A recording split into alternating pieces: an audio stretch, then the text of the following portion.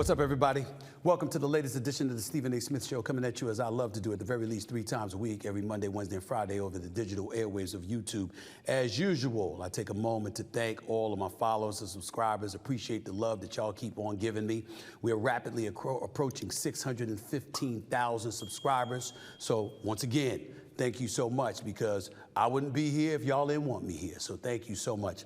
Usually I get in other platitudes and all of that stuff, but I ain't got time for that today, because I got to get to a particular issue that's been percolating in the world of news/sports over the last 24 hours or so. So we're going to get started right with it, with the passing of OJ Simpson, the iconic athlete revered for his play on the football field and later reviled as an accused double murderer of his ex-wife, Nicole Brown Simpson, and her friend Ronald Goldman. Simpson died Thursday in Las Vegas, surrounded by family after battling prostate cancer. He was 76 years old. He was acquitted of the double murder charges of his former wife and her friend, but later was found liable in a separate civil trial. Kato Kalin, an actor living on Simpson's property at the time of the murders, told USA Today he thought Simpson was guilty of the killings, saying, quote, "I don't know if he had that moment of penance that he confessed to whoever he believes in, and I don't know if he's going to heaven or hell," end quote. Who gives a shit what you think? Nobody should. Grown man living on somebody else's property for free, by the way, basically acting like a vagabond. And when you gave testimony during the trial, you didn't help anybody's case. So nobody cares now. But I will say this. When it comes to OJ Simpson, I've been on the record, ladies and gentlemen. I believe the man is guilty. If it were up to me, he'd be under the damn jail. I think he was guilty of double murder. I think it was a crime of passion. But in the same breath that I feel that way, I'm certainly not going to lambaste or malign the jury, because I understand the times that we were living in. Just the same way as you can sit up there and just find yourself shaken in disgust, disbelief, and absolute sympathy because of the murders of Nicole Brown Simpson and Ronald Goldman. Your heart goes out to their families as well for their loss.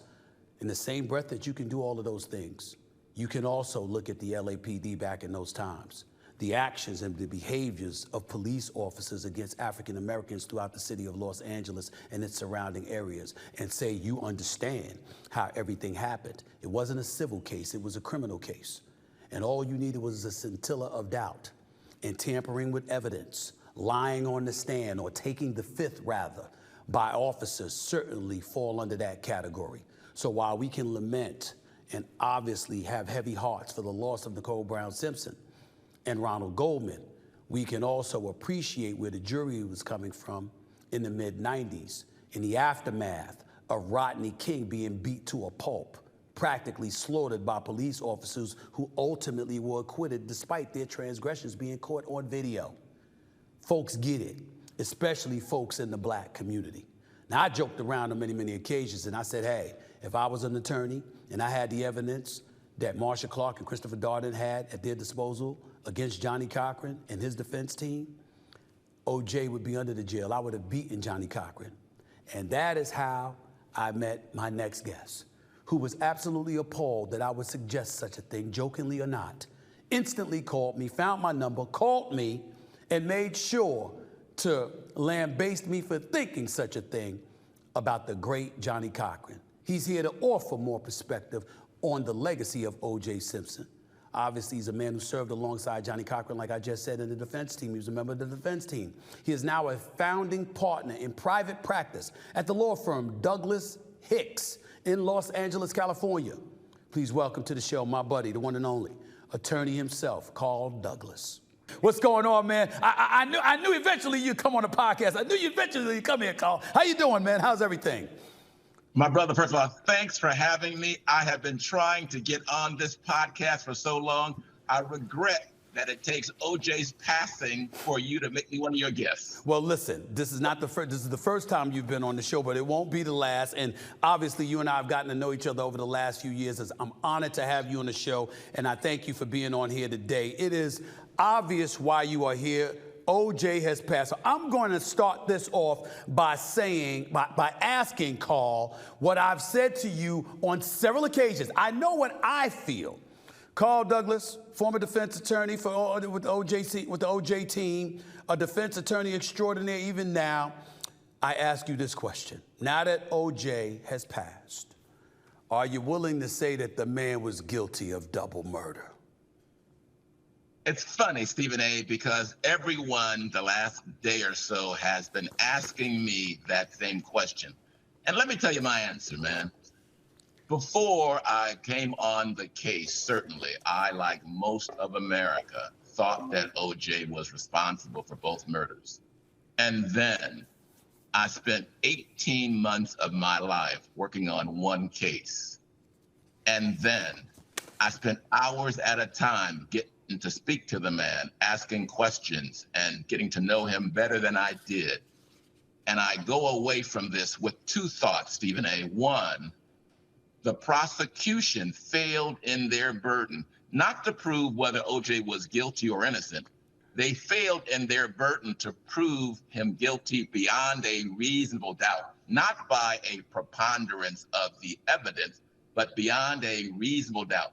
And another thing, Stephen A., I say, no matter what you or how you fall on the guilt or innocence scale, I will go to my grave believing that the Los Angeles Police Department and members of that department did something with the evidence to convict someone whom they thought was guilty.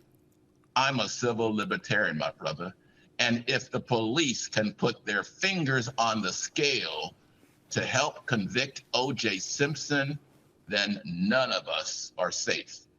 And to be clear, the mere fact that he died, man, doesn't mean that my position is going to change or I'm going to somehow have some revelatory enlightenment that's going to change my perspective for the last 30 years. I understand that, and knowing you the way that I have over the last few years, I know I'm not going to move you from your position, but let me try anyway, as I often have in the past. Okay, the prosecution, led by Marcia Clark and Christopher Darden, clearly blew the case. She didn't want Christopher Darden to compel O.J. Simpson to try on a glove. He didn't listen. Clearly, that was a problem, okay? We also have to take into consideration, I think Officer Van Natter, if I remember correctly, I was listening to Alan Dershowitz on television last night talk about how he had tampered with evidence. There was an overwhelming level of evidence against O.J. Simpson, but as a defense attorney, the obligation is to present reasonable doubt where it's obviously available to you, and clearly the LAPD, prone to misbehaving and prone to other transgressions that we don't need to get into at this particular moment in time, at least back in the 90s, they messed with the evidence and got caught. So that was the reasonable doubt. So I get where you're coming from. That is enough to find him not guilty because clearly there was a reasonable doubt, and that's all you have to create. That's not what I'm asking, though. I'm talking about the blood in the Bronco. I'm talking about the blood trail around the house. I'm talking about the blood on the shoes, okay, of O.J. Simpson. I'm talking about the DNA evidence that clearly shows he was at the scene. Are we willing to concede, even as he is gone now and has to deal with the Lord for whatever transgressions he may or may not have done, are we willing to concede that the evidence definitely points to him being guilty? Well, certainly, Stephen A., I will concede, because thank you for that major concession that you have just made. If I had been sitting on the civil jury 2 years later in Santa Monica courthouse, and the question asked was whether there is a preponderance of evidence, 50.01%, that he was responsible, I understand wholeheartedly how that jury could rule based on the evidence in the case that there was indeed, more likely than not, proof that was presented. But we're not in the civil arena talking about this particular case, and you cannot ignore the transgressions of the LAPD. Stephen A., it's like you have a big bowl of spaghetti, man, and you love it, and you're eating that spaghetti, and while eating that spaghetti, you come across a roach inside the spaghetti. Oh. Question is, do you keep eating that spaghetti, Stephen A., or do you throw out the entire bowl? You throw it out. This case was the biggest bowl of spaghetti I had ever seen in 40 years as being a lawyer. But there were roaches in that spaghetti. You had a detective who took the Fifth Amendment because he had lied under oath in a murder case. The jury came across those roaches, and rather than keeping to eat that spaghetti, they threw out the entire bowl. I commend them. They followed their oath, and they should be commended for what they did. Just for clarification for our audience, who was the person that took the fifth? Was that Mark Furman? That's Mark Furman. Okay, that's Mark Furman. Never in a murder case had I ever seen a primary detective take the Fifth Amendment, acknowledging that he was caught in a lie. That is a serious transgression that cannot be ignored. And who was the officer? Was I right in saying Van Natter, the officer that tampered with evidence, that was accused of tampering with evidence? There's one officer took a vial of blood from the crime scene out to Santa Monica. One officer was carrying sneakers in his car. There were scientific technicians that were bringing sheets from inside the house and covering the bodies, making for cross-contamination, picking up things with their bare hands and not using gloves. There was a plethora of issues that led the jury to conclude that he was innocent, Stephen A., but that the prosecution had failed in their burden to prove him guilty beyond a reasonable doubt. OJ, Made in America, the producers for that that docuseries, which was absolutely positively phenomenal, you participated in that along with prosecutor Marsha Clark, because there were perspectives that both of you wanted to make sure was out there in terms of viewing the case through the lens of you guys going into the murder trial.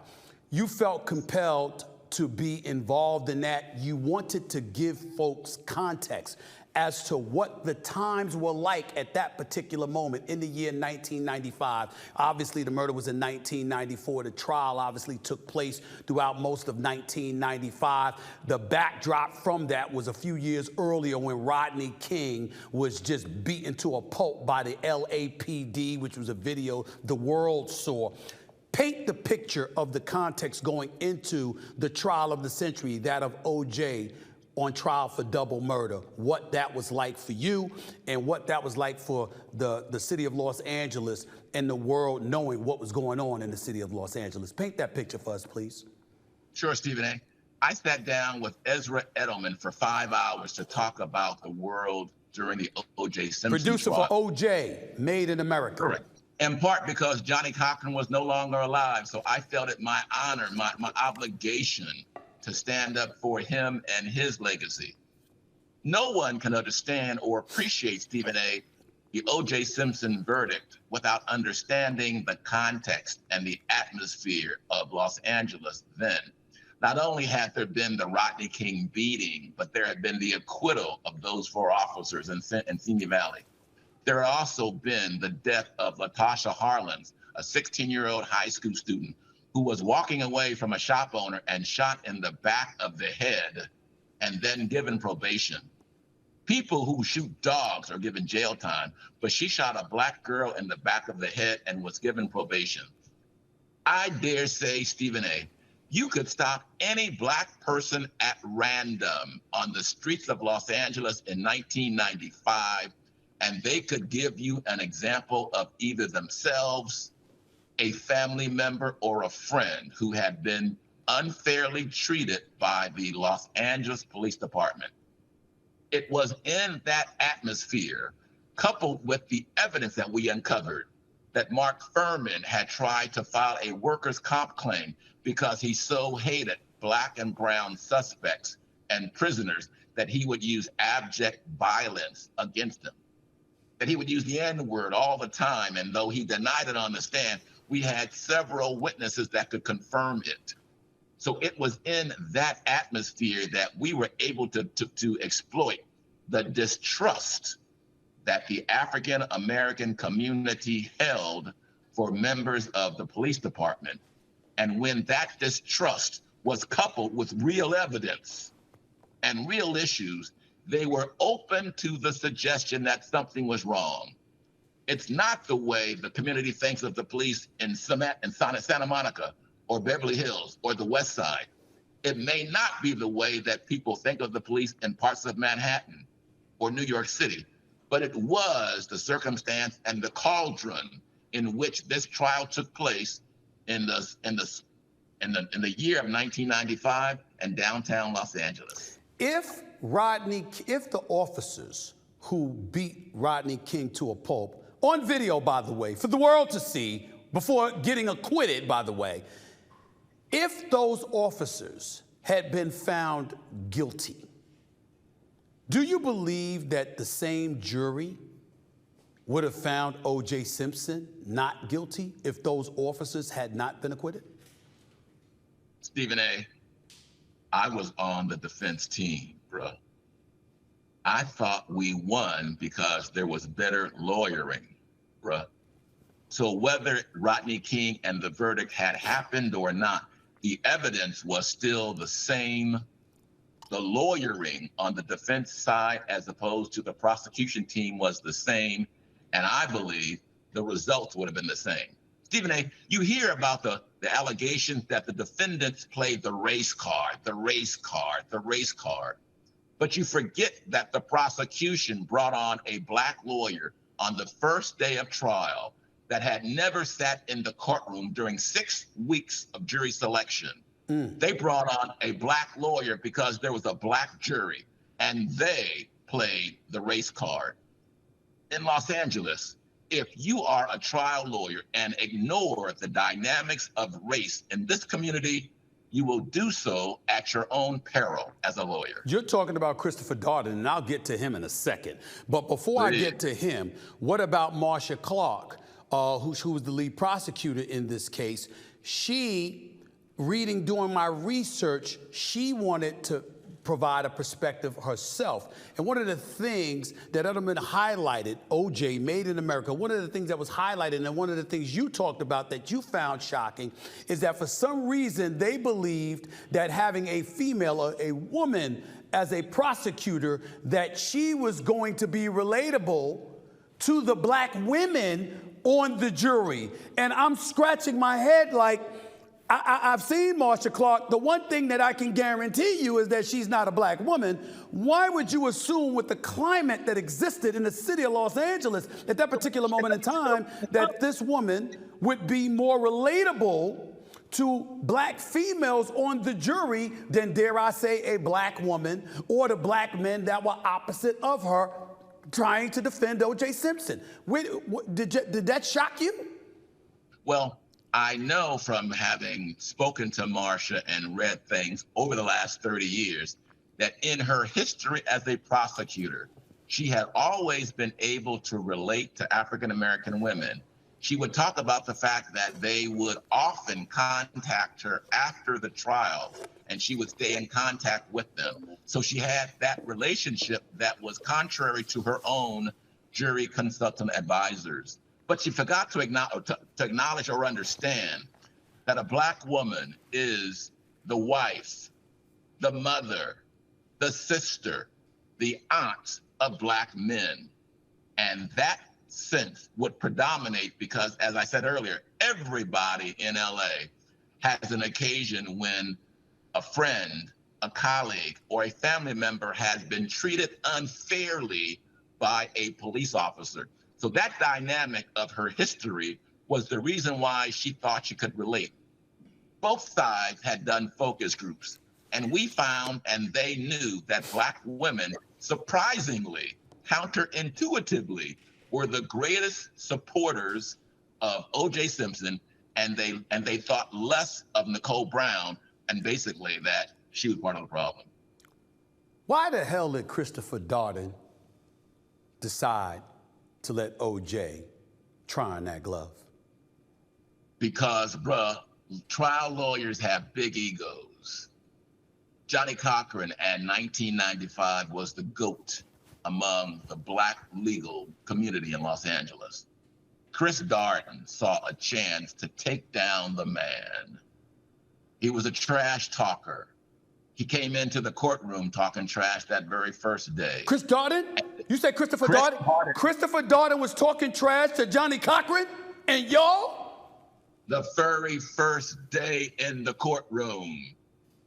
When the lights were off, when the camera turned off, both of them would be talking trash. Chris Darden always talked trash. I'm sorry, this Stephen A., baby. This is me, Carl. What'd he say? Well, I want to know, when you say he was talking trash, I need to give me an example. What would he say? Get that man over there, his guilty ass. What we gonna do? We gonna take his ass to It's funny, man, because Christopher Darden used to work in the department of the LAPD that would investigate officer-involved shootings. Johnny Cochran used to defend prosecute cops on behalf of victims of police abuse. So we had a great relationship because we always worked together in a civil and criminal way. He would never bring charges, but certainly he knew that our goals in terms of police misconduct were aligned. So the history was there. As a trial lawyer, Stephen, as you can imagine, you want to be on the free throw line with the ball in your hand and the clock running out. Chris Darden saw a moment, he thought, where he could take down the man. And this was his opportunity to show that OJ, in fact, was the murderer. If you watch the scene of that iconoclastic setting, the most dramatic moments of my life in 44 years as a lawyer, because I was 2 seats away from OJ Simpson. Johnny had come from a sidebar and said, okay, guys, they're going to have him try on the glove. Don't anybody react. There's a camera on the wall looking down on us, and everything that we did was going to be scrutinized. So we had to have poker faces. And no one knew what was going to happen until he put on that glove. It didn't fit, and he went into naked gun mode. Hey, walking over to the jury. It was indeed the most dramatic moment of my life. And you could see Marsha Clark slinking down in her seat as it was going on because it was blowing up in their face. Real quickly, did you know the glove wasn't going to fit? Because I remember reading that he was taking medication and ultimately you stopped because if you stopped, then his fist would get bigger. What truth was there to that stuff? No one had any concept that there would ever be a glove demonstration until the day of. So anyone that said that OJ stopped taking medication because of his arthritis so his hands would be bigger is balderdash, I say. We were going to have our own demonstration privately, Stephen A. We asked Judge Ito for permission at a lunch break for OJ, the glove, and a guard to be in the courtroom so that we could do our own demonstration. Because at a break, Johnny Cochran had gone up to the witness stand when the glove witness was on the stand, and he compared that glove to his hand. OJ had massive hands. Got it. And after Johnny thought it wouldn't fit his hand, he knew it wouldn't fit OJ's long fingers, but no one had any concept of that going on prior to that day. Last couple of questions because I got to get on out of here, and thank you so much for your time, Carl Douglas. Sure. We sit here now that we've seen all of this. One of the moments that I remember was Christopher Darden up at the podium after the not guilty verdict came in and then collapsing practically in the arms of his colleagues from the prosecution's office. Why do you think that happened? Was it because the case was lost? Was it because he was embarrassed? Was it because they knew ultimately they just didn't do a good job of prosecuting OJ Simpson? What do you think it was? I've known Chris for 35, 40 years.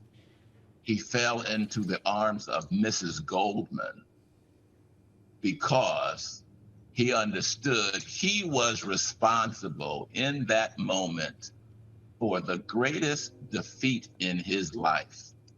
He was crushed by that verdict. He was crushed by the recriminations that he would feel in the Black community, unfairly as it was, being a part of the prosecution team when much of Black America was supporting the verdict that took place. And in that moment, the crushing nature of that defeat caused him to fall into the hands of Mrs. Goldman. And to this day, more people comment negatively about that scene almost as much as the failed glove demonstration. Racial reckoning in America, not just in the city of Los Angeles, but nationwide in the aftermath of OJ being acquitted. You've been around for a long time. You've been in Los Angeles all of these years. talk to us, this audience, as a closing remark from you about what times are like now with the LAPD, with law enforcement, period, with the racial reckoning of America compared to what it was prior to OJ being prosecuted for double murder. Stephen A., it's regrettable that the more things change, the more they remain the same.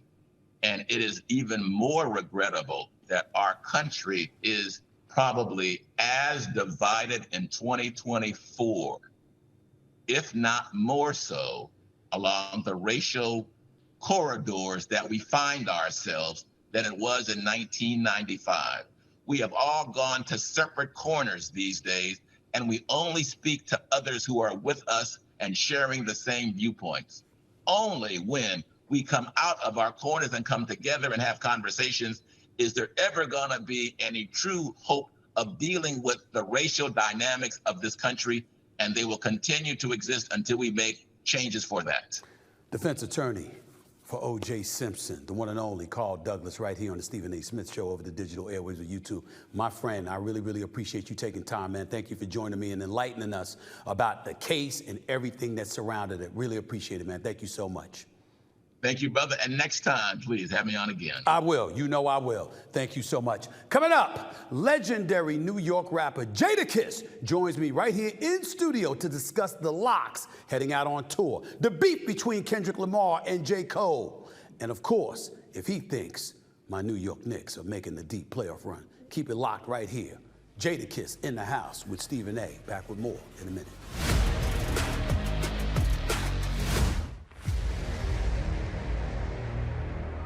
Okay, everybody, you know what time it is. It's time for Stephen A.'s Weekly Picks. You see, I've teamed up with Prize Picks to bring you my favorite picks for every big-time game or sporting event.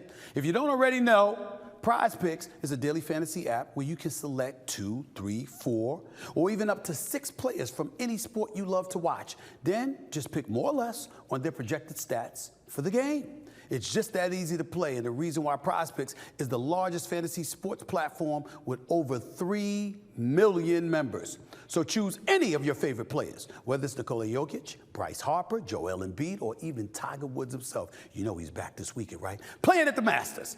I'm pulling for him, by the way. I truly, truly am. And if you go to prizepicks.com right now and use promo code SAS, you receive a 100% deposit bonus up to $100. That's right. I didn't stutter. Go to prizepicks.com, type in my initials, SAS, and get a first-time deposit match up to $100. And if you go to Prize Picks app, you will be able to see my picks for the day. Now, let's get to those picks I just finished talking about. Mine. Let's go to Nikola Jokic for the Denver Nuggets. More or less than 27.5 points. Do you see this line right here? SAS. That don't stand for Stephen A. Smith. He playing the San Antonio Spurs. Give him 27.5. He gonna score 27.5. He's on a roll, they're flowing, they're in a different mood as the playoffs are about to approach. It's a different animal right there. 27.5 points, he can do something like that, right? I said more. Let's go to LeBron James. More or less than 39.5 points, rebounds, and assists. I understand they're already a lock for the 9 to 10 play-in and what have you. Might be a reason to rest LeBron, but in the end, you know what? It's not necessarily a lock because Sacramento's in the equation. And if you're LeBron James, who knows what you may want to do? Who knows what your agenda may be? I think he participates. I think he does some big time. And as a result, you got this 39.5 points right now. It's not about a lock at the 9 and 10 anymore because Sacramento's in the equation. I'll tell you that LeBron is going to deem this game important, and he will have more than 39.5 in points, rebounds, and assists combined. More is where I'm going. Let's go to Anthony Davis, please. More or less than 22.5 points. They're going against the Memphis Grizzlies, even though Jaren Jackson is one of my favorite players and what have you. You know what Memphis is going to do next year. This year hasn't been their year. Ja Morant has been pretty much out the whole year. First a suspension, then an injury. We wish him nothing but the best. Get back to the game. Ja Morant, we miss you. All of these young thoroughbreds out here doing their thing. We know what you can do when you on a basketball court. We miss you, bro. We miss you, bro. We miss you, bro. Get on the court. But until then, Anthony Davis should have his way. 22.5 points, I say more. And of course, Jalen Brunson, how can we not forget him? How can we forget him? Dropped 39 on Boston, ramrodded over the Milwaukee Bucks the other day. He's been flowing in a way most people never expected to, including yours truly. More or less than 30.5 points in this game tonight against the Brooklyn Nets at Madison Square Garden. The way he's been shooting the basketball, why would I think less? The opportunities that the New York Knicks defense creates for its offense, why would I say less? It's about more with Jalen Brunson. More. And more wins for the New York Knicks as well. I still believe they can get that number 2 seed. I believe in my Knicks. We'll see what happens. Bottom line is this. Jokic, more. LeBron, more. AD, more. Brunson, more. More. We ain't talking about just numbers. We're talking about prospects and money. There's always more to be made.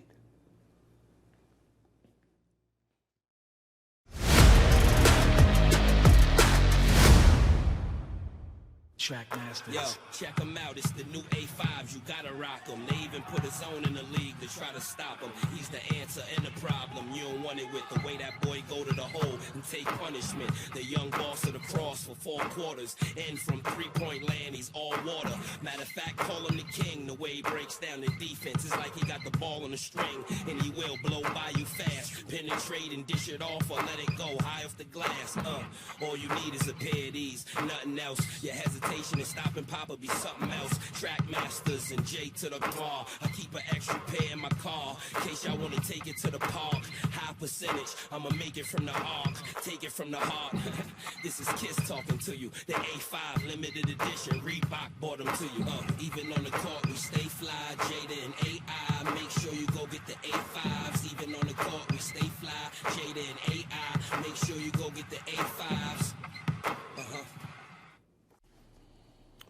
You heard that song, you know who my next guest is. He's one of New York's most respected freestyle MCs with a string of platinum hits as a member of the Locks. And as a solo artist, he's also a successful entrepreneur and a community activist who's making a difference with criminal justice reform. He's one of my favorites. I'm honored and privileged to have this brother in my studio. Please welcome Yonkers' very own, an assassin on a mic, Grammy-nominated rapper himself, the one and only Jadakiss. What's up, baby? How you doing, my man? brother? How you doing? It's good to see you, man. How's everything going with you? Just happy to be here, you know? Listen, I mean, I'm looking at, I listen to you all the time. We gonna make it that I gotta listen to every morning before I go on first take. I ain't gonna lie to you. I mean, I just gotta have that kind of attitude and stuff like that. When you hear people talk about you and what you've done over the course of your illustrious career, as you sit here today, how are you feeling about where you are and what you've accomplished? I feel good. I think it's a blessing whenever something that you can do could inspire or help somebody get through, situation. But as myself, I feel like I have a lot more to give to the people. Like, I feel like I haven't even scratched the surface of what I want to do and, with my career yet. Well, I know that career-wise, definitely aspirations never end. I know that about you, but I'll ask you this question. When you think about all that you've given, what do you feel that you haven't given yet that you can give and will give in the years to come? More. Music is like a Ferris wheel. And the hard part about it is staying on the wheel because it's changing drastically. So just to get some longevity in this particular business is kind of hard. So to keep reinventing yourself is not an easy thing to do. So that's a blessing. I've been able to have, some wheels and some longevity. But I feel like musically, as much as it seems like I've done, I feel like I haven't done enough. I want to give more. Like, I feel whatever amount of projects I have for the years I've been in the game is not I'm not at the number where I should be. I tell people all the time when I do what I do for a living, I think the advantage that I have over most people who do what I do is that I'm mission-minded. Like, there's a mission. It's not just about doing it and doing it well. There's a purpose to it. There's a mission to it other than being the best, other than getting paid. I want those things. I want to get paid. I want to be the best, but it ain't limited to that. I'm mission-minded. When you think about what your mission is and you talk about giving more and more and more, as you look at this business right now, do you feel there's an abundance of people who share that mentality, or do you feel there's a shortage of it? Definitely not an abundance. Definitely a shortage. For some reason in the music industry, alley-oops are helping somebody out is rare. Right. You know what I mean? Is it? Always. I mean, you find some good people that's genuine, but it's a lot of they use you for what they can use you for. Then you can't reach them more. You know, a lot of that goes on. So another thing why I think that happens because everybody. If I needed to call somebody right now, everybody I would like to call is pretty doing good for themselves. Money isn't the issue. It goes off the rapport and the relationship. But it gets tricky sometimes. You know, it's not like a tit for the love is not always reciprocal in this business. That kind of surprises me because anytime you listen to some of these cats talk, they act like everything's reciprocal. We reaching out, we helping one another, but based on what you're saying, they ain't always telling the truth. I ain't mentioning no names, but they ain't always telling the truth. Yeah, it's not like that at all. They trying to get digs. A lot of smoke and mirrors here. People get what they can get from you, and not always, but for the most part. And one of the things that I wonder about, so many times you attribute stuff, not you, but I'm just talking about people that don't know the hip-hop industry, they don't know the game like that. They'll attribute a lot of this stuff to the music industry and what it compels an artist to do. A lot of times what I love about listening to you, the word that comes to my mind is accountability. You sound like you somebody, you ain't trying to hear that shit. It's about, wait a minute, don't blame the music industry, don't blame music executives, you're your own man. If you didn't own it, and you don't see a lot of that. Is that what you find yourself, am I accurate in saying that that's how you feel about a lot of cats sometimes? Definitely. Accountability is a big thing. Entitlement is a big thing. And this game, it gets tricky. It's a job that some people can't turn it off. You know what I mean? Yeah. I'm Jadakiss. I'm also Jason Phillips. And there's a time when Kiss the switch of Kiss has to get turned off, and I had to be Jason Phillips. And sometimes these people, they switch, get stuck on, and You don't know how to turn it off. don't want to turn it off.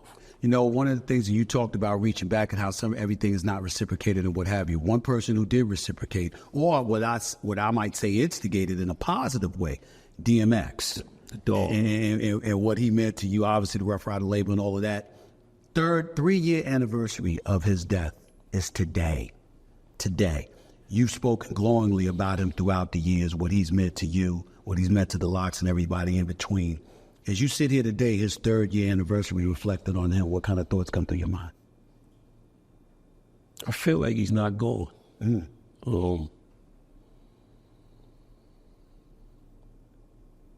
X, I knew a different X than like the people. I knew him my whole life. Right. So I really knew him before he turned to the big iconic star, and he always kind of stayed like that. And as far as being around, he would come after he made, and before he made it, you would see too much of him. But after he got right, you wouldn't see him that much. So it's almost like surreal that he's not here with us anymore, because he would only come by in brief stints and chill. Then you might see him 3 years later, I would see him because he was label mates and he put me in the game and we did a lot of things. But as far as the people, you wouldn't see him like that. So we miss him daily and love him, but I still feel like it's like surreal. Like I still feel like he's gonna come, pull over, speed up in one of his vehicles and hop out with, "What's up, dog? What we doing?" You know what I mean? So I like to just keep it like that, because when I start thinking about it, it gets really sad. Yeah, I can understand that, but I got to ask you, when you saw folks celebrating him the way that they did after he passed away, were you surprised at all? I know how you felt about him. No, I know how cats are youngest, but I'm talking about the hip hop world all over. To see that love that he got when he passed away was incredible. I haven't seen anything like that. Biggie, I was there for Big's funeral. Yeah. That was something that was like incredible to see, the love, abundance of love like that. Heavy D's funeral was amazing. There was another thing, and then X, it was just crazy. It was the people, the love, eulogy from, Minister Farrakhan came on the screen. It was just incredible. Why do you think that was compared to, we know what love Biggie received, we know what love, Heavy D, just like you just said, but what do you think was different about DMX compared to anybody else you've seen? I think he touched the people different than any other artist that ever did music. You could go watch him on the show. He's gonna bark, jump around. Right. Then he's gonna say a prayer and cry at the end of the show, a heartfelt prayer that he wrote. So I don't think you don't get that. You can go to one of the best shows you ever been to. You're not gonna get them different type of elements and then end it with a prayer. Did you see Jay-Z on The Shop with LeBron and the crew telling them that story? Oh, when he had to perform after. He came out, he said, I got to perform out of It's a Hard Knock. Like, it was hilarious. It was a hilarious show. But it sounded just like DMX. He had it down pat, didn't he? Yeah, Hov explained that perfectly. And that's how the dog was really like his stage presence, and what he did on that stage was incredible. I could have just only imagined having to go after him was nerve-wracking. You've had an incredible career yourself. What kind of advice did DMX give you when he was alive? Best advice? I'm sure he's given you a lot of advice over the years. You was his homeboy, his brother, but what's the best advice he gave you?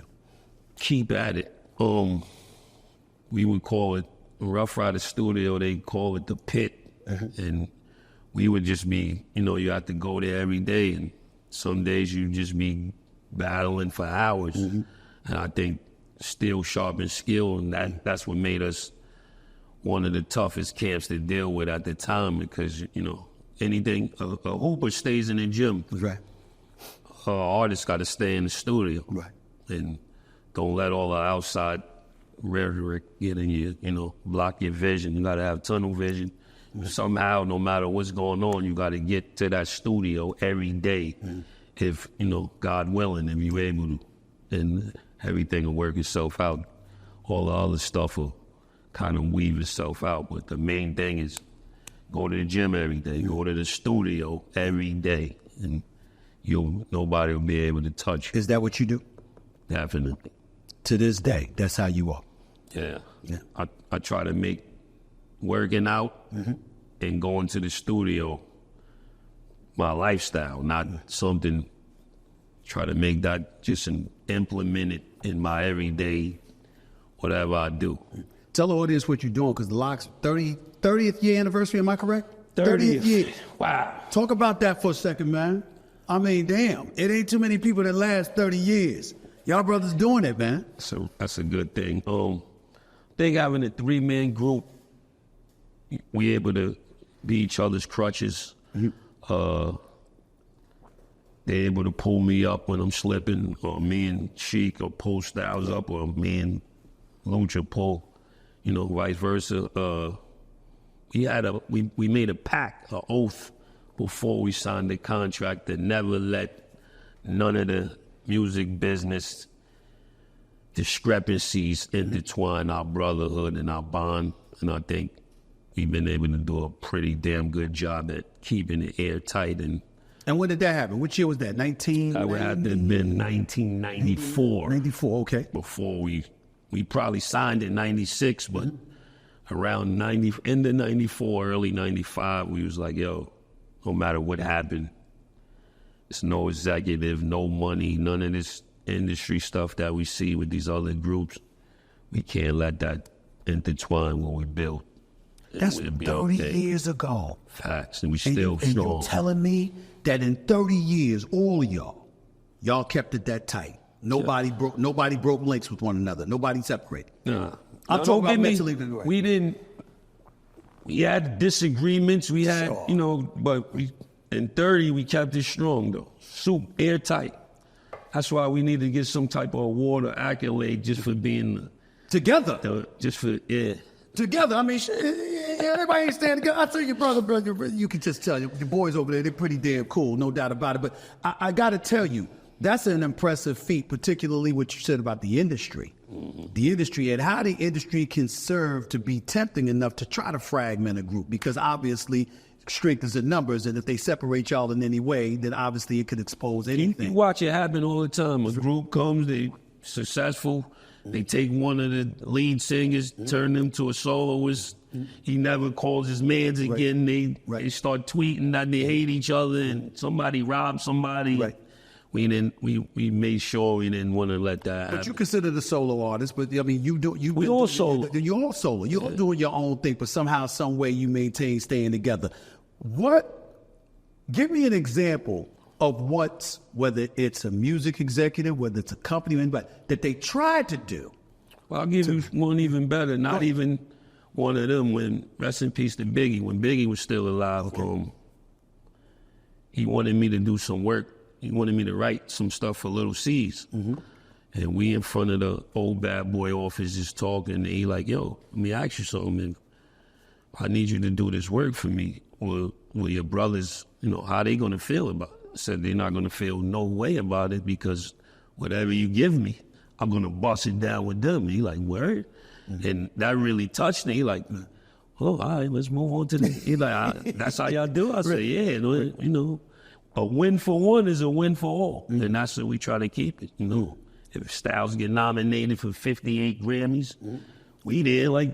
That's right. We won 50. So, when you keep that mentality, it's hard to intervene in the love and the camaraderie and the brotherhood.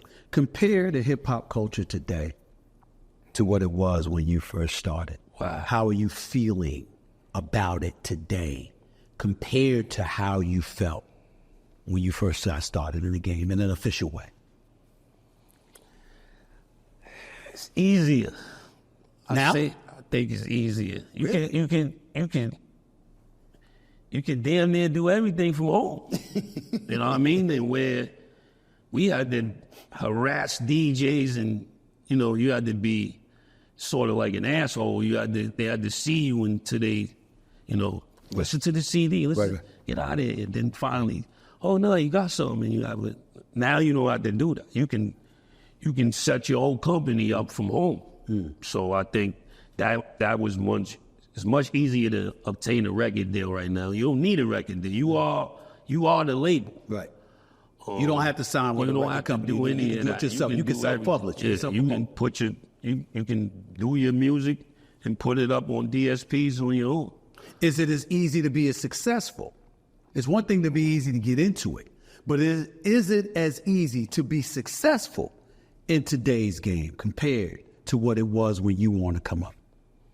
I think it is too. I think when we first came in the game, it was like a secret society of you had to be nice before you could even go around the red mans and the, what I mean, the elite. That's some shit with you. The You had to know what dudes you was that was doing. elite. Yeah, Right. Before they would embrace you or you could even get around these type of dudes, they had to know you had to really prove yourself. Now you can kind of, if you can get in the section, you can kind of like weave your way through. You know what I mean? And how do you feel about somebody that does weave their way through? Like They if get somebody- exposed. They get It always exposed? comes to... How do they get exposed? Because before long, you're going to have to show if you really have talent. Right. You know what I mean? You might can sneak one in and hit it out the park, but after that, you're not how I'm going to looking keep at being it. able to sneak. Just so you know, reminder, I grew up in Hollis, Queens. Jam Master Jay, the late Grandmaster Jay, he was best friends with my late brother. Okay. My brother died in a car accident in 1992. We all know what happened to Jam Master Jay, God rest his souls.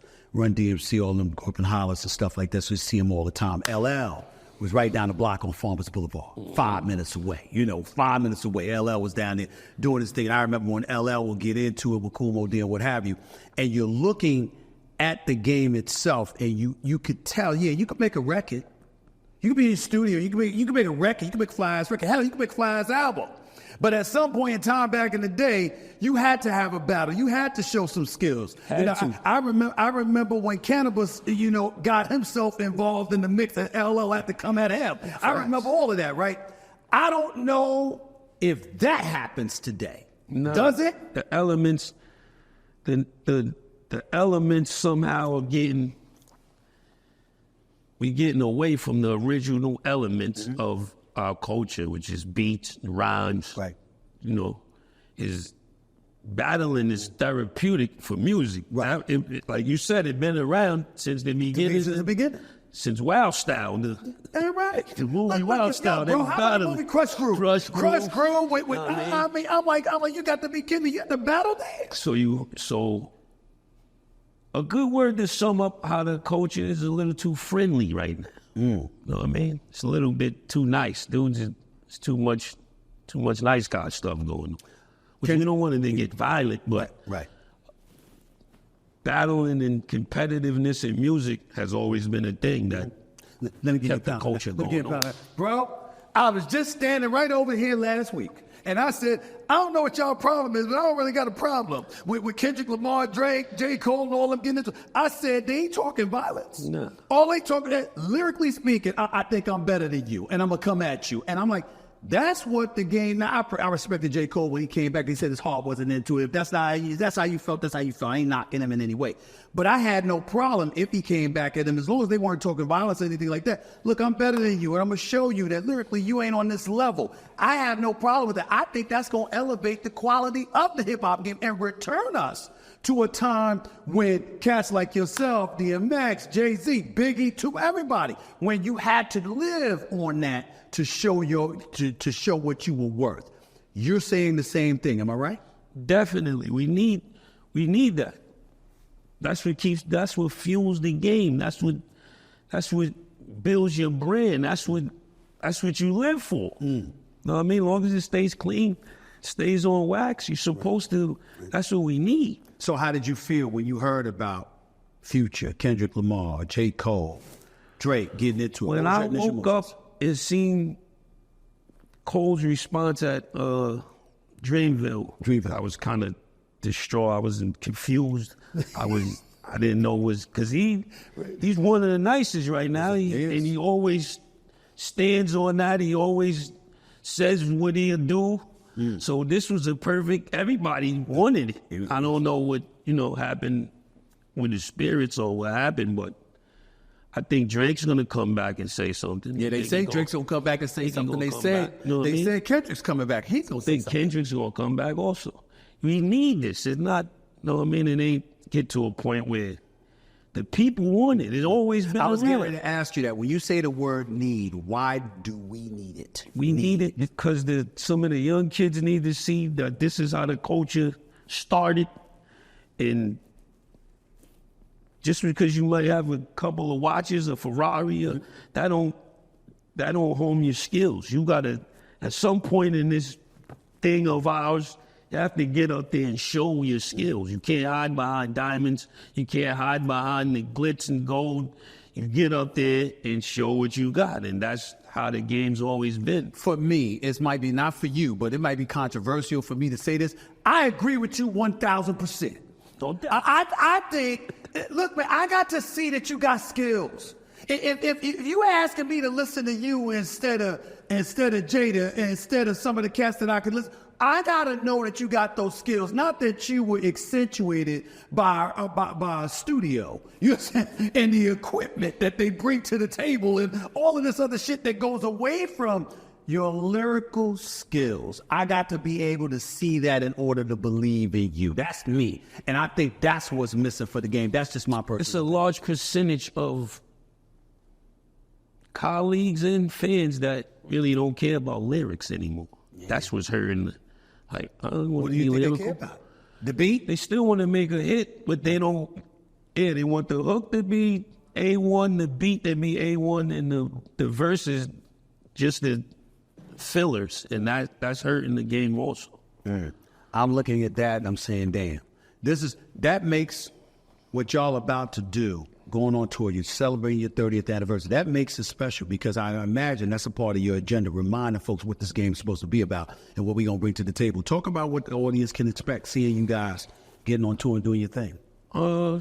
Catching a Lock show on tour is like a live mixtape. It's like an experience of, it's bringing you on a timeline from the early Locks to the well-seasoned, but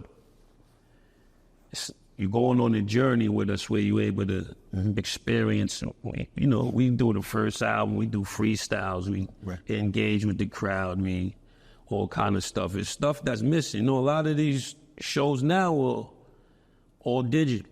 If the artist was to take the mic, the show would still be going on. Wow. So they lip sync. Yeah, you jipping them. It's not even, it's in the house. Wow. Like it's good, it sounds great. Right.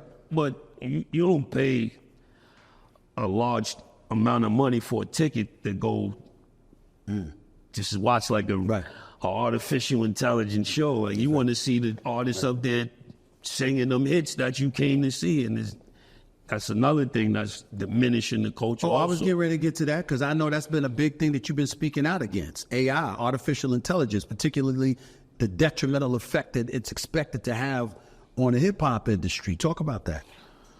Well, I think it's going to be bad for artists like myself. I think in a minute they're just going to start, let me get a Jadakiss album. Well, let me get something that sounds like, and they're going to do it on their own. So we got to find some type of medium to for some litigation, because the terms with streaming and all that shit is messed up. There's really no guidelines, or I haven't met anybody that can really explain it to me. Let me tell you, Jada, what happened to me. This is like 2 weeks ago.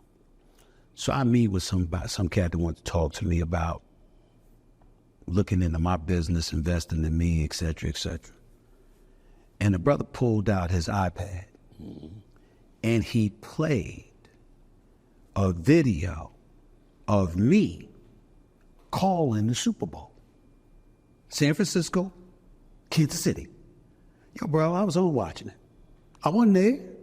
I wasn't calling no damn football game. You understand? Last time I checked, what was it? What was it? It was either on Fox or CBS. I don't even recall right now whether it was Tony Romo and Jim Nance or it was somebody else. I'm sitting there like, I didn't call this shit. It's crazy. Listen, they literally had me, and they said, we just want to show you what AI can do, and showed me footage of me calling the Super Bowl that just happened a couple of months ago. That's crazy. And all I could think about is, so you don't need to pay me. You could create something like that, and then ultimately I'm assed out. I don't have a job no more. And that's basically what you're saying. It's no different than the toll booths. They got rid of the workers, put the thing up where it hits your easy pass, and then those is jobs lost. That's the same thing that's gonna happen eventually if we don't find out what's going on. Especially when you look at the industry itself and they're hesitant to pay artists to begin with. Facts. So this is the latest excuse not to pay artists because we got you covered. We got a way to make money without even having to pay you. We could just use artificial intelligence, mimic who you are, what have you. Make sure that, I guess the only legal recourse we might have is to make sure we own our rights so somebody else can't use it. Ownership is important. That's right. Let me take a second to make sure you all know, not only is Major League Baseball in full swing, but the NBA playoffs are just around the corner. So every home run, strikeout, or three-pointer is very, very important, okay? And I don't know about you, but I need to be in the middle of all that action. And how do I do that exactly? I use Prize Picks, of course. You see, Prize Picks is the largest fantasy sports platform with more than 3 million members, and it's not only super exciting, but incredibly easy to play. It takes only 60 seconds to make your picks, all right? So don't sweat it, all right? All you do is select 2 or more players from the sport you love, whether it's the NBA, the MLB, the NHL, or even boxing, and then choose more or less of their in-game stats. So if I know that Kyrie is dishing out 10 assists and Ohtani is hitting 2 homers, I need to pick that and play to be rolling in the money. So go to prizepicks.com and use promo code SAS for a 100% deposit bonus up to $100. That's right. Just go to prizepicks.com, type in my initials SAS for a first-time deposit match up to $100. That's code SAS when you go to prizepicks.com. Pick more, pick less. It's really, really that easy. All right? Let me get back to J. Cole for a quick second. Why do you think he apologized? Do you think that he was? I'm gonna put you on the spot here. I've been thinking about it since yesterday morning. Is it possible that dare I say, because J. Cole a bad brother, is it possible that he was worried about what Kendrick Lamar was going to come back with? That wasn't one of the options I came up. I don't think he was. I don't think he's worried. Right. I think he really felt something internally. I don't think his skills everything is intact that should have engaged contact. I really want to get next to him and sit down and really ask him genuinely, what happened? Where we went wrong? I really got to know, because I thought he was going to be the most, Kendrick, he moves how he moves. Drake is very strategic how he does stuff. But I thought on the lyrical, Cole was going to be super active. Yeah. And he did come back, first one to respond, and then he sees fire. So I don't know. What do you think Drake's going to do? Something that... Based off of what you see, knowing this business, knowing him, based off of what you see, what you've observed, what you think he's going to do? Drake going to drop. He going to drop. He going to come back smoking.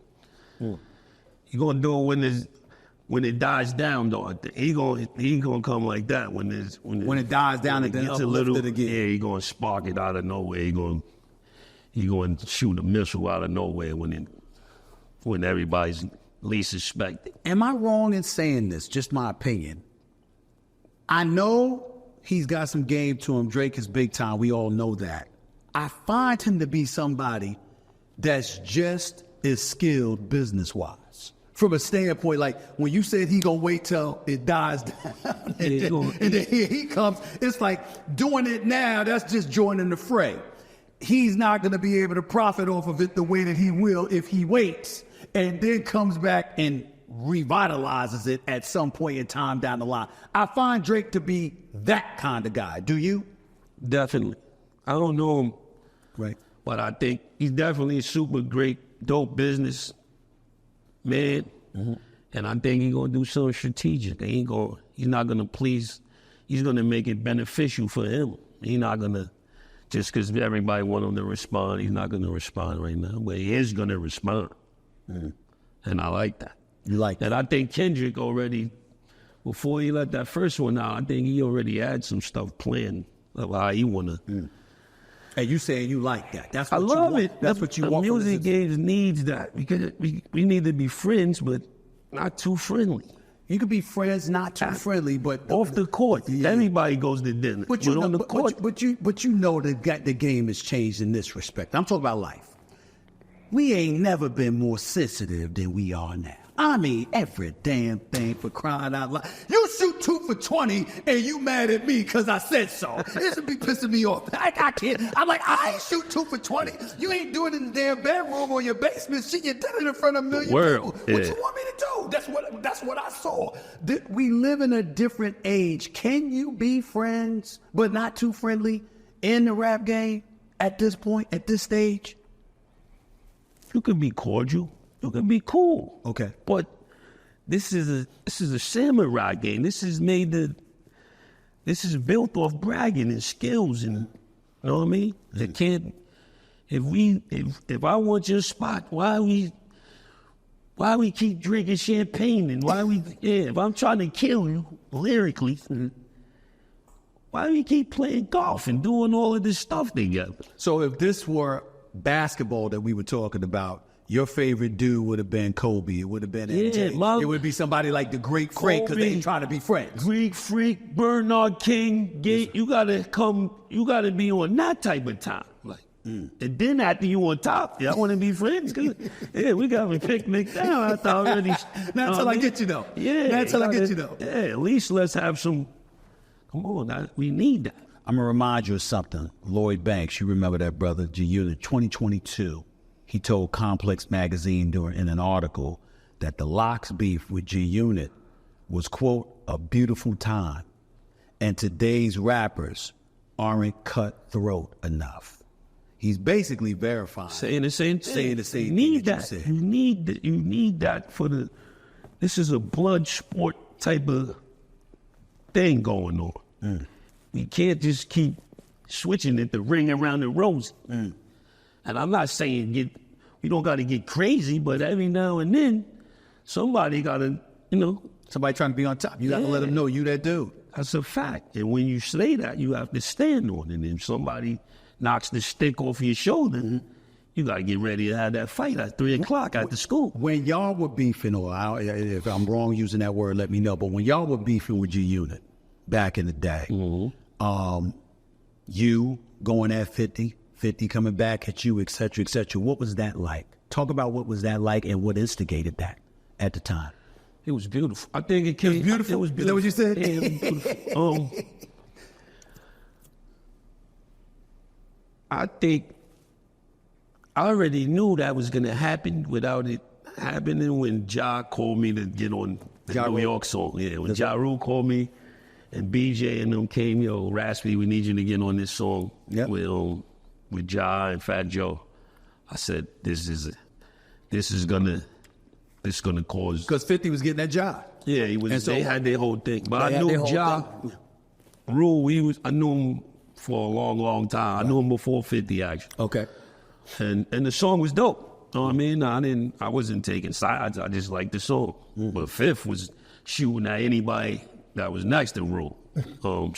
And he shot at you. Yeah, he said something. He did it strategically though. His next album came out and he had this song called Piggy Bank where he was talking about us. And then that just opened the door for us to do what we do. But it was like you said, you need that. As long as nobody get hurt, you need battling and you need people going at each other in music. It keeps the fire going. It keeps. But is that how you felt at the time? Like in that moment when he was coming at you and you were going to go back out at him? You basically told him he was a celebrity because he got shot 9 times. You know what I'm saying? Not because of his rap game. Fifth already said prior to going against each other, all the other dope rappers come from Yonkers anyway. So he already showed that he already messed with us. So it was like a gray area. I knew kind of it was business with him. He was using it in a business way. It wasn't, he didn't really know us to have a personal gripe with us. So he was just doing what he was doing with work for him. And that's how we used it. Right. Started doing shows though, doing shows based off the beef. Song charted, the Checkmate joint that I put out for him, it charted on Billboard. Just all beneficial stuff. Right. You know what I mean? And that's needed. I think it's needed. I know you're absolutely 1,000% right. I guess what I'm asking is, in the moment, did you know that? Or no. That's what I'm saying. When you first hear it. Where we came from it's run to the studio. Right. When you didn't hear 50 said something, you listen, and you call your engineer and get your ass to the studio immediately to retaliate. And you know what I mean? I had to listen to it. And I knew it wasn't a personal thing, but it was going to go on for a while. It was never going to go beyond that, and I appreciate that. The reason I'm asking that question because I think what people need to marvel at and appreciate is that in those times, remember, you feeding off of East Coast, West Coast rap. You had, just all the craziness going on. Biggie and Tupac were gone. So you got all of that going on. And anytime anybody heard any kind of beef, the media that covers it, they started that up. And so what happens is you're waiting, you're seeing cats go at one another lyrically, but then you turn around and like, all right, when's the extra shit gonna come? Is it gonna get violent or whatever? Because of the media. And sometimes that pressure from the media fed the audience, and then the audience trickled down to y'all and like, what you gonna do about this shit? He coming at you like this, what you gonna do about it? That's why I'm asking what I was asking about y'all. And so the media definitely plays a big part in it. Your entourage, you got people, you can be at the light. Yo, when you gotta come back coming when. So it gets crazy. Right. But you gotta maintain your sanity and know how to handle it with some kind of poise. You know what I mean? So it don't get crazy. Where your poise come from? Styles and Luch. You know what I mean? Having 2 brothers there, they're like, nah, don't, calm down. We gonna handle this. So they would do that?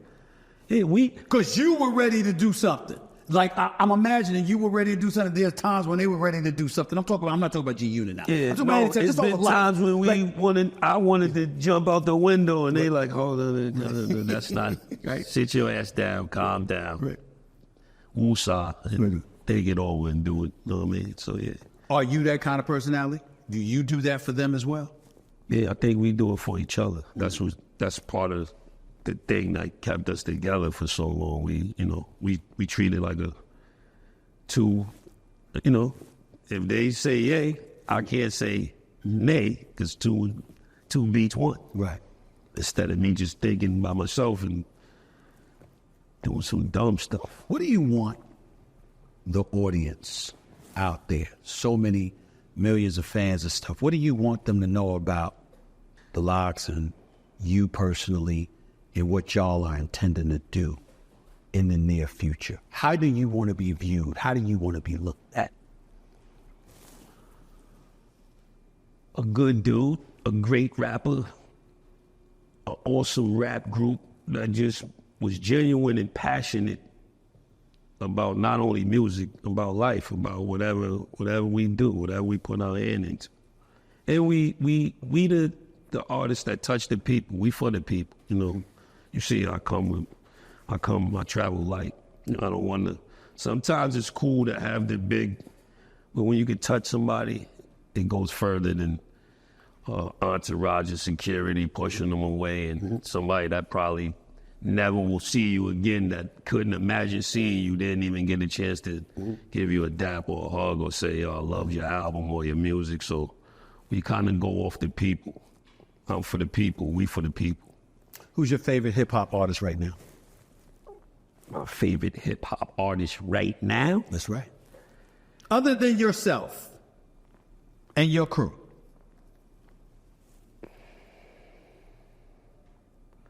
It's crazy because You can give more than one name.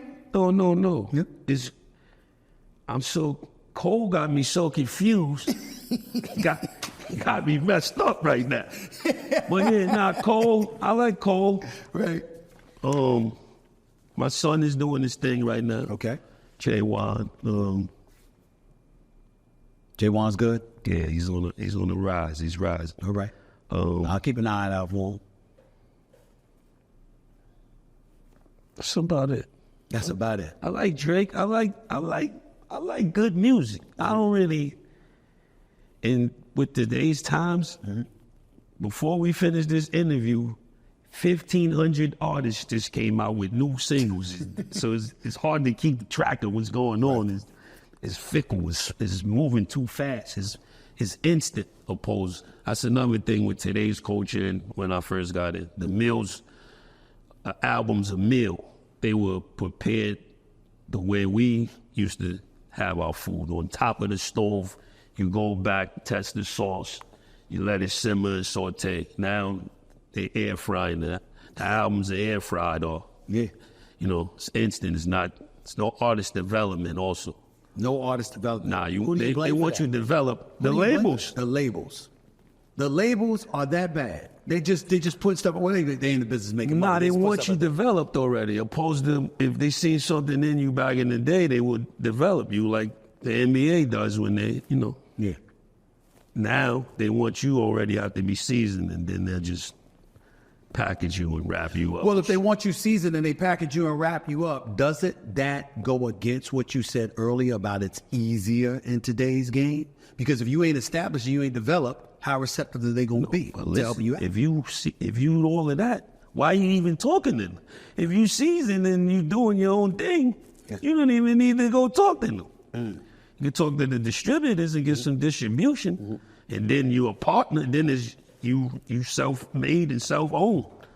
But you know what I mean? If I ask you a question right now, who does when the rap industry, who is it most indebted to right now in this day and age?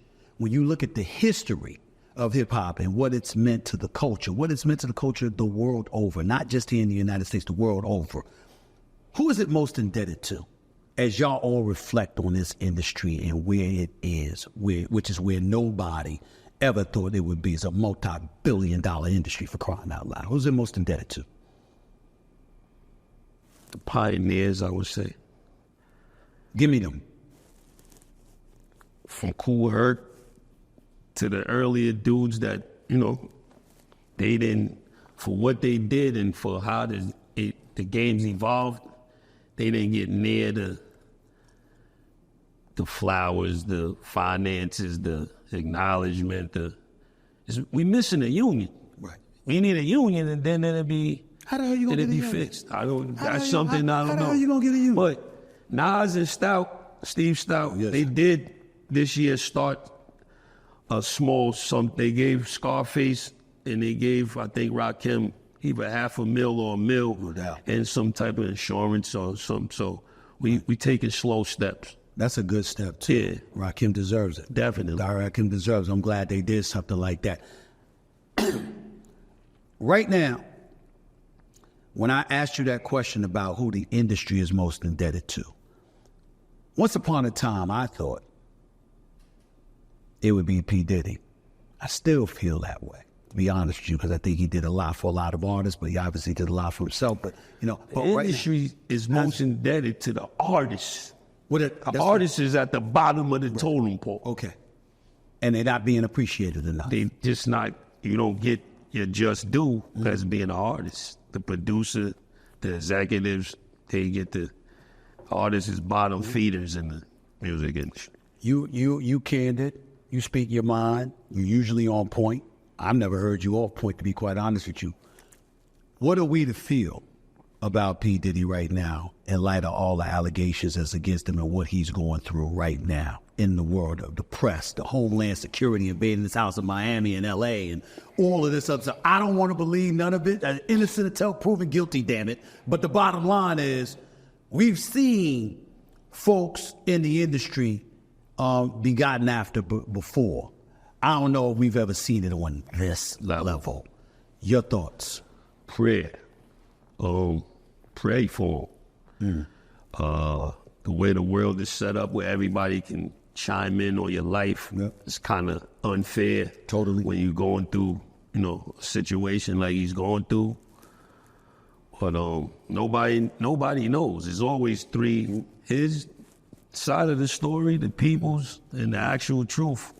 Well, you got to wait to see what comes out. This is a quick. Go ahead. I'm sorry. I think I think he's getting a lot of negative, people kicking him while he's going through it. I don't think that's that cool, but No, it I ain't. think you got to mind your business and just see what happens and try to pray for him. Not over something like this. I'll be damned if anybody gonna sit up there and say I'm saying he's guilty. I don't want to believe he's guilty of such a thing. As far as I'm concerned, you're innocent until proven guilty. I don't know anything, but I do feel it's fair to ask this next question: how is and was he viewed in the hip hop industry as a person, as a producer, a guy? Talk about when folks bring up Sean P. Diddy Combs, what were the thoughts that came to everybody's mind in that genre? A great mogul, you know what I mean? He started from the bottom as an intern and turned and made a $1 billion label, or turned himself to a billionaire, or close to a billionaire, or you know what I mean? And he was beloved. Some of the best parties, without that I ever been to in my life. I went to a couple. You know what I I mean? can confirm that. Yes. And that's it. People loved him. He loved to have fun. He loved to make music, make hits. He helped change my life. You know what I mean? He gave me my first record deal.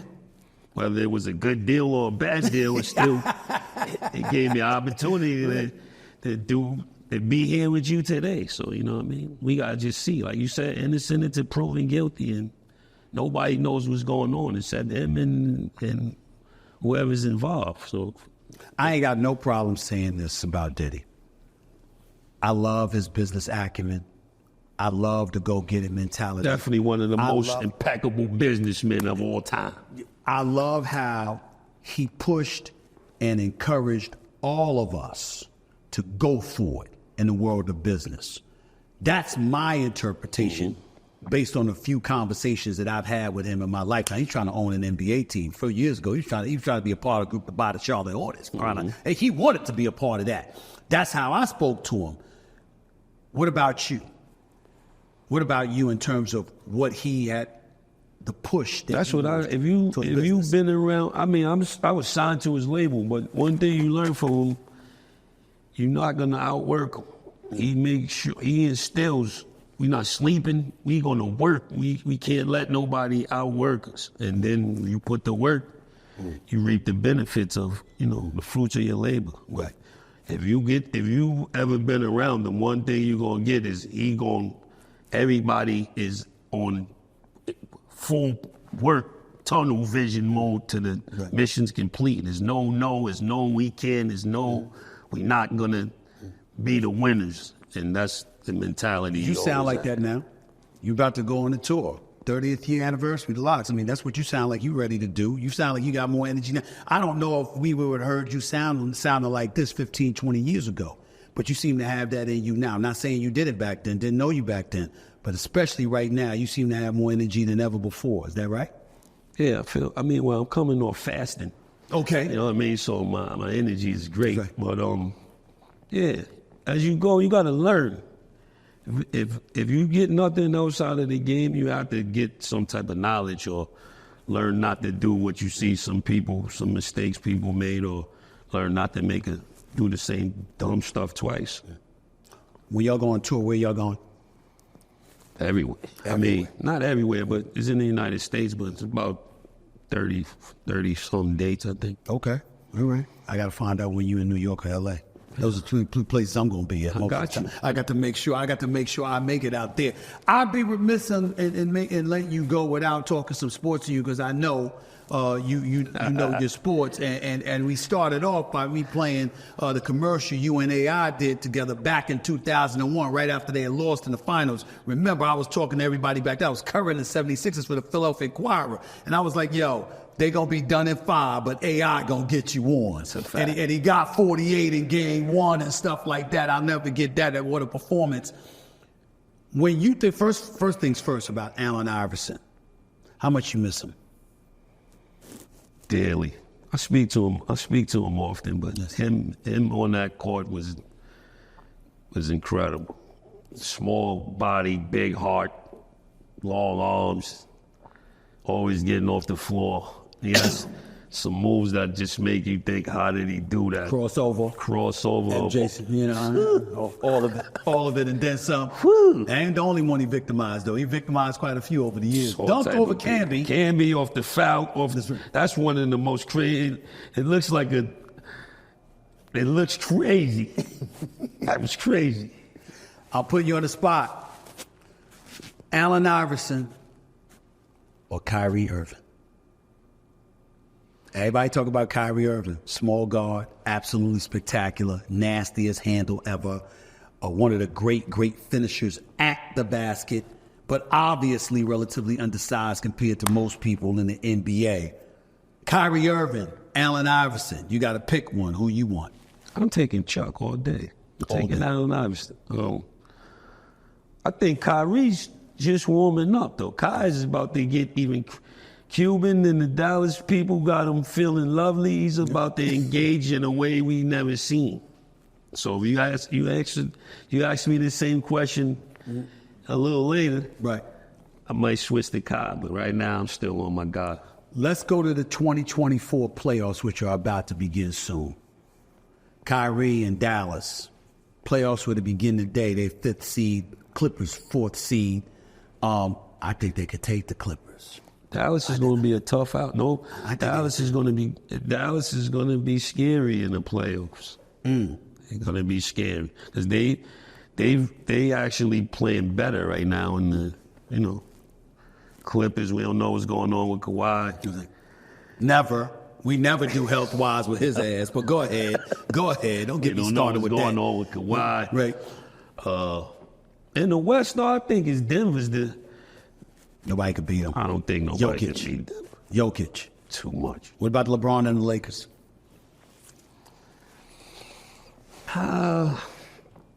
We doing all of this talk of, the play-in with them in Golden State. I don't think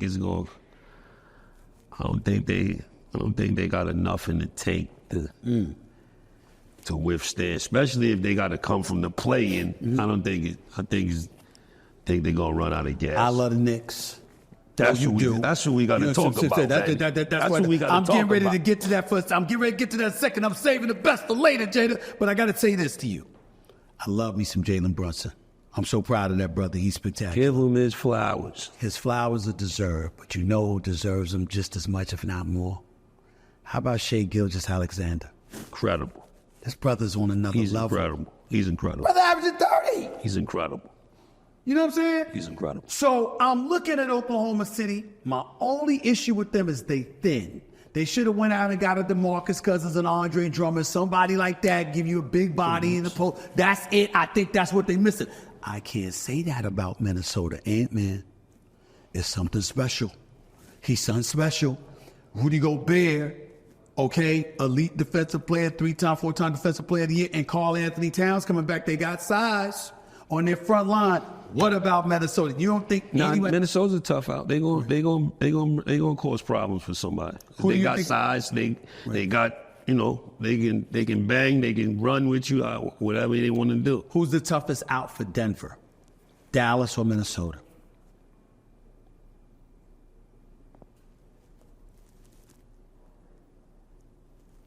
Even though Minnesota got Rudy Gobert, I would say Dallas is a tougher out for them. Because? The way they can move, the pace that they're able to, you know what I mean? Even though Jokic slows the game down, he can be playing against the road runner. He's going to slow it down. He's gonna slow it down. But I think Dallas would be tougher for Denver than. I agree with you. You know why? Why? They're better shooters. They're better shooters. They can shoot better, and they're going to hit free throws. Mm-hmm. And by the way, they better at creating their own shot because Luka's that dude. Facts. Luka or Bird, as in Larry Bird. What kind of question is it? I'm just asking. I'm just asking, man. Right now, I got to take the legend. I got to go with Larry Legend. That's what I'm asking. You know that. That's what I'm asking. Because Luka's a bad brother, bro. Luka's incredible. Luka's incredible, but people forget how incredible Bird was. That's why I was asking. I was just testing the knowledge right there. All right? I got to go with that, all right? I think this is LeBron's last shot to win the chip. Because I don't think anybody out west is getting worse. And how better can the Lakers get? What they gonna do? That's what I'm thinking. This season, the only reason I'm holding out hope for LA is because, to me, this is the last stand. Is Gabe Vincent coming back? He's back. He's back? He's back. Oh, all right. He's back. He ain't doing much yet, but he's been out all season, so we gonna give time to work into it. Back, You know, I think the loss of Vanderbilt's gonna hurt them most because he upped them defensively, and he ain't gonna be back. It don't look like that. They haven't ruled it up, but they say he may not be back. That. Now I'm gonna transition this for you. We gonna go to the next. Let's go. I've been disgusted for years, as I'm sure you have. I'm not disgusted now. I believe that the New York Knicks can get to the conference finals. Now, I would feel adamant about it if Julius Randle wasn't out for the year. But because he's out for the year with the separated shoulder. Now they know what they got to work with. Defensively, I'm not worried about them at all. Offensively, who can I trust other than Brunson to be there continuously to help the brother? That's my concern. But Giannis ain't healthy. I want Miami again, even though with Hero and Butler and those boys, they could do some things. I believe the only team to legitimately, definitively stand in the way of the Knicks is the Boston Celtics. Where you at with it? I believe that. I agree. We need DiVincenzo and them. They're going to have to, because he's been shooting lights out right now. If he can maintain that, we can keep Hart with that energy. OG's the X factor. This is right. If we he had catch 24 last night. See what I'm saying? And he wasn't holding the elbow as much. We need that elbow nice, and we need that elbow fresh. And I think we can make it to the Eastern Conference Finals. Because Milwaukee's they all over the place with it. Cleveland, Donovan, he got the nose problem and banged up. I feel great about the Knicks. Gotcha. I just don't want I gotta look. Tom Thibodeau overplays Brunson sometimes. Yo, he let him overplays rest, every dude. damn body. Yeah. That's what they got mad at me, bro, because I was like, yo, I'd rather have Ty Lue. Now, I said this because I think Ty Lue connects with players better in terms of pacing them right. I think Thibodeau is an exceptional defensive-minded coach, but he also runs you into the ground and your legs are done by the time you know where the playoffs arrive. But there's been so many injuries that there ain't no excuse because Cat's been sitting out long enough, except Brunson. I used to hear that. Then I went to the game last week. The game's well in the bag. Brunson is grabbing his hip. Oh. Damn it, I didn't see They that. took him out. They put him back in. The whole crowd, I'm like, yo, his dad had to go up to Thibodeau, yo, take him out, man. You see him? He took him out. I'm like, Tim should know he don't need to be in the game, and the game's in the That's bag. what we got to worry about. we That's gotta what we got to worry about. Look, man, before I let you get on out of here, you know, there's a whole bunch of cats in your profession owning liquor stores, wine labels, and all of this other stuff. You got a coffee company. Kiss Cafe, baby. Yeah, Kiss Cafe? Wait, when did this start? Well, my dad been in coffee for 40 years. Okay.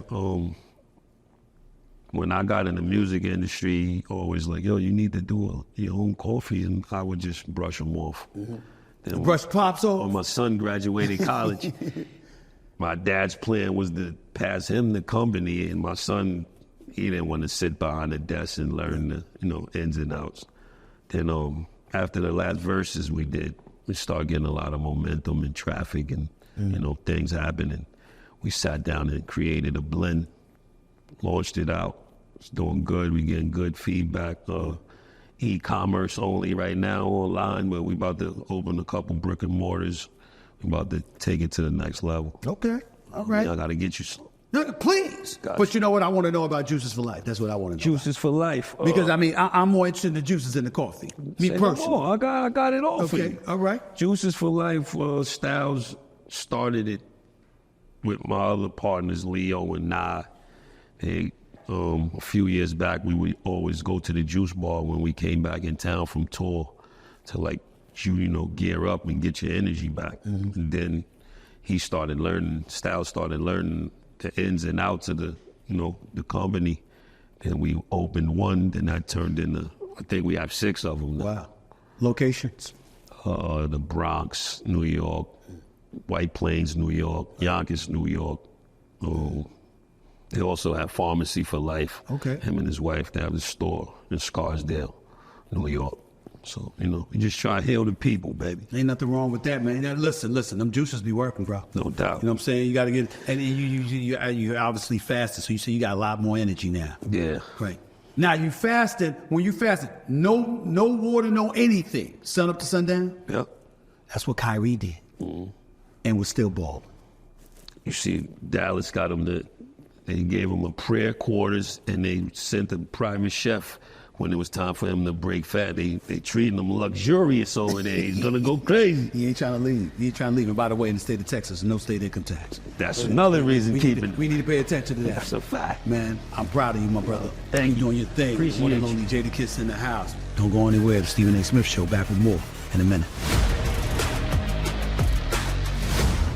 Let me take a second to make sure you all know, not only is Major League Baseball in full swing, but the NBA playoffs are just around the corner. So every home run, strikeout, or three-pointer is very, very important, okay? And I don't know about you, but I need to be in the middle of all that action. And how do I do that exactly? I use Prize Picks, of course. You see, Prize Picks is the largest fantasy sports platform with more than 3 million members, and it's not only super exciting, but incredibly easy to play. It takes only 60 seconds to make your picks, all right? So don't sweat it, all right? All you do is select 2 or more players from the sport you love, whether it's the NBA, the MLB, the NHL, or even boxing, and then choose more or less of their in-game stats. So if I know that Kyrie is dishing out 10 assists and Ohtani is hitting 2 homers, I need to pick that and play to be rolling in the money. So go to prizepicks.com and use promo code SAS for a 100% deposit bonus up to $100. That's right. Just go to prizepicks.com, type in my initials SAS for a first-time deposit match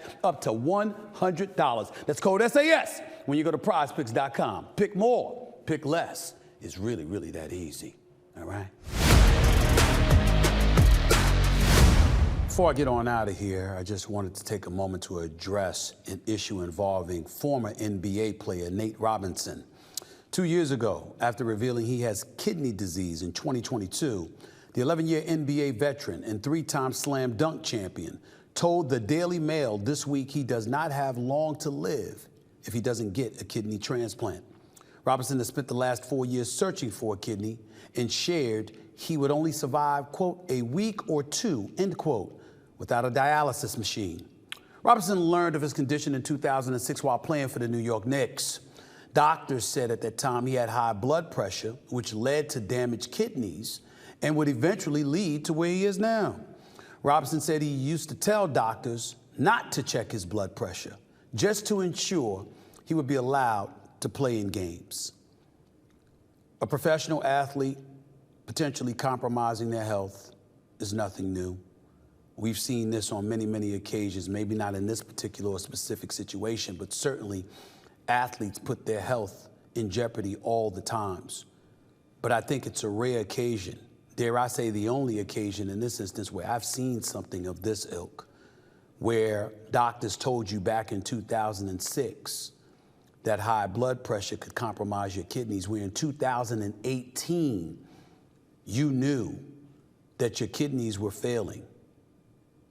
And yet still, on November 28th, 2020, you step into a boxing ring with an individual by the name of Jake Paul, who was bigger and obviously more skilled as a boxer because he was literally training with professional trainers while you were simply playing basketball. What in God's name would make you do such a thing? Some could speculate as to whether or not you needed the money or anything like that, but if you're talking about putting your health in jeopardy, that certainly did it. Last time I checked, boxers take kidney shots all the time. And if I recall correctly, it wasn't just shots to the jaw, upside the head of Nate Robinson that were absorbed. There were a couple of body shots that were put in there by Jake Paul as well. My heart goes out to Nate Robinson. I wanted to bring attention to this story because I wanted people to know if there's a way to help him, please feel free to make that concerted effort to do so. It takes a lot of courage for him to come out in the open and reveal what he has revealed, particularly how dire those circumstances are. I wish him nothing but the best. I'll definitely pray for his well-being and him getting his health in order. But I do find myself scratching my head as to you knowing that you had full-blown kidney failure and you required dialysis, and somehow, some way, you got into a boxing ring in 2020 against a guy as big and as strong and, dare I say, as gifted as Jake Paul. What on earth were you thinking? That is what enters my mind right now. Outside of that, I just want Nate Robinson healthy. And I think he told the world because he's crying out for help. He's letting us all know that we need to be aware of what's going on with him. So if there's any way possible we can help him, we'd be willing to do so. That is why I decided to end today's show by addressing this subject.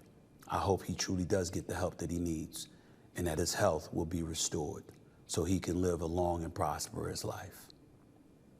By the way, take care of yourself and stop taking crazy risks. Don't ever do that again, ever. Until next time, ladies and gentlemen, thanks again to Jadakiss. Thanks again to Carl Douglas for the OJ Simpson defense team back in the 90s for coming on this show and blessing us with his knowledge and his presence and the particulars about what transpired. I hope y'all enjoyed today's show. I know I did. I definitely walked away enlightened, to say the least. Enjoy your weekend. Peace and love, everybody. I'll see you Monday.